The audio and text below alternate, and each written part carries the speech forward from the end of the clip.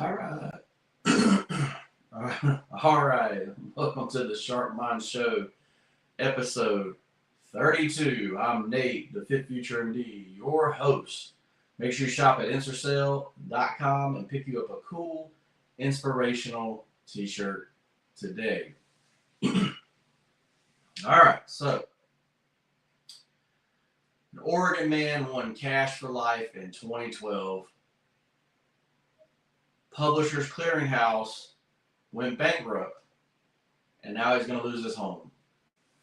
All right, so if you don't know what Publishers Clearinghouse is, basically the idea behind Publishers Clearinghouse is that they get you to sign up for a competition, and one of the people in the competition would win, $5,000 a week for life, that kind of thing, right? So the idea being that they turn around and sell your information to Fortune 500 companies and make more than what they're dishing out as far as winnings, right?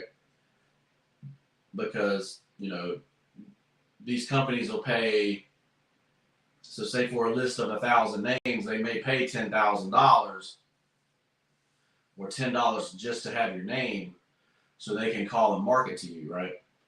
And so that's basically what Publishers Clearinghouse is about giving permission for these companies to market to you.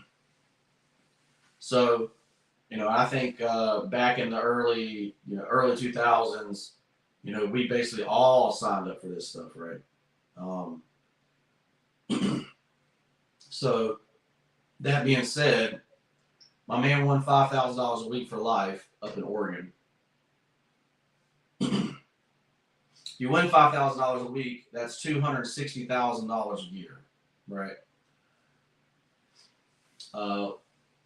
Basically, $200,000 more than the average salary of the U.S. per year, right? So it's 2025, and this year it cut off. So he's basically been getting $260,000 for more than 10 years. So basically already collected $2.6 million, right? So number one, this goes to show you why when you win the lottery, or if you have the choice, you always take the lump sum, right? Because you cannot guarantee that the business that's offering you the winnings is going to be still in business when you're collecting your money, right? Because there's no guarantees, right? Once they go bankrupt, they're basically going to screw you, right? Because, you're what they owe the money to, and they're like, well, I'm bankrupt. I ain't got no more money. Bye. But if you're sitting there depending on that money, then obviously you end up with a problem because, like I say, this person's going to lose their home because they're not getting their $5,000 a week for life. Let's say real estate in Oregon is pretty expensive as far as I remember, but so yeah, always take the lump sum. And then number two, if you do win something, you always invest. Like, so he was going to take $5,000 a week for life. He's had it for over 10 years. If he invested 15% of that money, he's still sitting on a big old fat nest egg, right? Whether you took one rental a year, so now you got 10 rentals, right? You bought $30,000 in stock every year. Whatever you decided you were going to do, it would at least be better than nothing, right? So keep that in mind. If you ever win something, and this goes back to your normal life too, right? So whatever you make, you have to take part of what you make and invest it. If you don't do that, if you just put, say 15%, put in the savings account or whatever, you just don't even save anything. If inflation's got you where you can't even save anything, then you got a big issue, right? So, what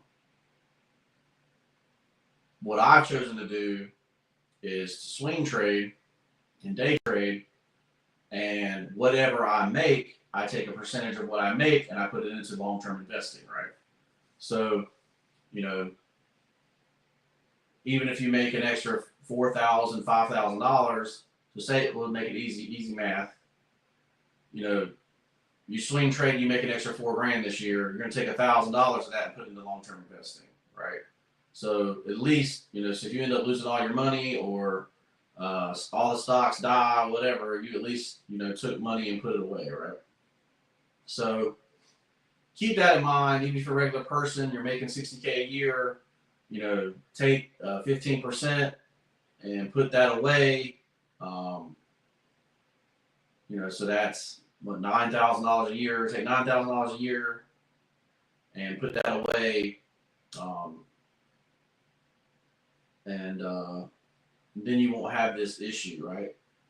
So this episode is brought to you by London and the Googly Goo, my wife's children's book. If you have nieces, nephews, or children of your own, be sure to check out London and the Googly Goo, available on Amazon by Meredith Dillon.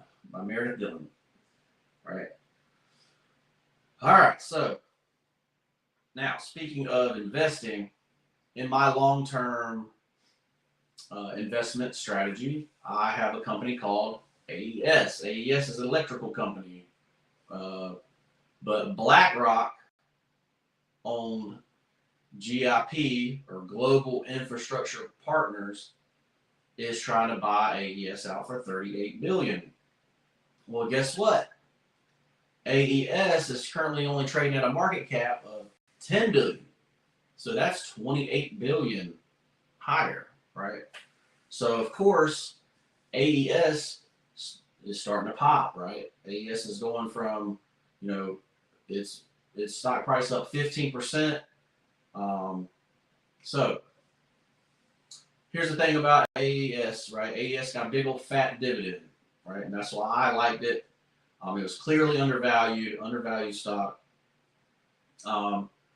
And, small cap company, you're talking about $10 billion company, so small cap company. And it's power generation. So I'm like, oh, well, obviously, we're going to continue to use more and more power, right? So AES Corporation's got to keep going up. It's kind of like Duke Power. Or worst case scenario, this is what would happen, right? Is that somebody would come in and scoop them up and make them a part of their portfolio, and I would get the run up and the dividend while I was holding it, right? So that's what's starting to happen now. Let's see. So AES. All right, let's see what we got. So AES ended up 16%, right? So that puts us at a PE ratio of 10, right? Perfect value investment, and we were sitting there making 70-cent dividend, which is 5.3% dividend while we held it, right? Now, so when this is happening, or you get the rumor that this is happening, this could happen, you start seeing the stock fly up, right? And this is when you got to be careful, or you hear something before you've invested. This is where you got to be careful because, it currently hasn't happened yet, right? It's still just a rumor. So you got to keep that in mind. If the deal falls through, so will the stock price. So it's already popped 15%. If you're going to swing trade it based on the deal, that's understandable, because obviously if you're going to, triple the value on the price, then that's going to be pretty crazy, right? So if it goes from $13 to, $30, and that's a pretty nice payday, especially when you're only risking $1,000 or something like that. Not financial advice, obviously, but I personally already been in AES. Already identified it as a value stock with nothing really wrong with it. Obviously BlackRock is feeling the same way, so they're trying to get their piece of it. So let me know what you think in the comments below. Something pops like this, you hear a rumor, do you go ahead and sell it, or do you hold it till it actually gets to the $30 or the rumor goes true? Let me know what you think in the comments below. Obviously, I'm a big value investor, and this was a value stock. And guess what? We were able to capitalize here and make a little bit of cash, man. All right. But not financial advice. All right, so on to life coaching today. I got Auston. Auston's 37 years old, and he keeps saying, once I get this next promotion, I'll be happy, right? He's climbed 3 levels in 7 years, and each time he's felt empty, right? Look, and basically what Auston's done is he's identified his identity, or he's tied his identity to external outcomes, right? He has no internal fulfillment, right? He just only cares about basically the bag, right? You know what I'm saying? So now, number one, there's nothing wrong with wanting to be successful, right? But you have to fall in love with the process of being successful if you're going to continue to climb the ladder, right? Like, eventually you just have to love what you do and get in that position. So if the next level is like, okay, this is what I would love to do, then yeah. But so I'll give the example of, so right now, the difference between middle management and what they're having to pay low level employees is pretty close, right? So say, you're having to pay the low level employee $55,000 a year, and the management's only making $65,000. Is it really worth that $10,000? That $10,000 is not going to make you any happier and have a lot more to deal with, right? As far as working, and that's been seen all over the board now. You're seeing that what they're having to pay the lower workers versus the management, and then you end up throwing all these people in management and they're just miserable, right? Because they're basically not making any more money and they're having to deal with a lot more crap, right? So you got to keep that in mind when you're moving up in things, right? You want to find a happy medium where you've moved up enough where it's still enjoyable, but you're making enough that, or you do other things on the side that make you make up for the difference, right? I'm saying there's a lot of people out there believe that, oh, I should just work 40 hours and that should be enough, and I should be able to live on my 40 hours and blah, yada, yada, yada. Well, I've worked at places where everyone had to have a second job, right, to make ends meet. It is what it is. But for me, I wanted my second job to have some kind of exponential potential, right? So that's that's one of the reasons that I started a clothing brand, because number one, I believe in what it's cause. I believe in, inspiring others to do better, to be better, that kind of thing. So you put inspirational messages on t-shirts and have people wearing them around. I think that's a lot better than just having a blank t-shirt. Just my opinion. And some people like it and some people don't, and that's okay.